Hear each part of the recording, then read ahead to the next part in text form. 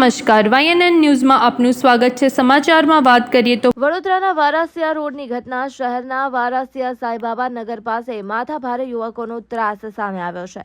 Park કરેલી ગાડીને આગ લગાવી અને ગત મોડી રાતની આ ઘટના છે।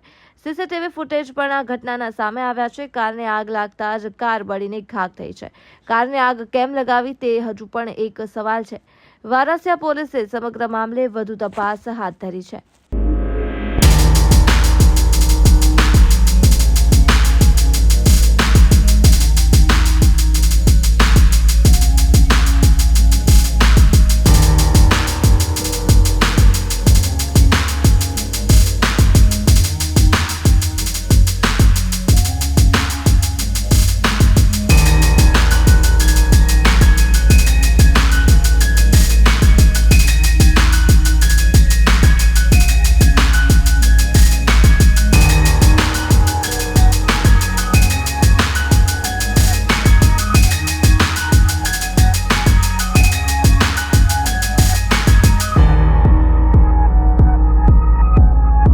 આ society old RTO road Ganeshnagar સોસાયટીમાં 3 ગાડીઓ રાત્રે સળગવામાં આવી છે। તમને કેવી રીતે જાણ થઈ?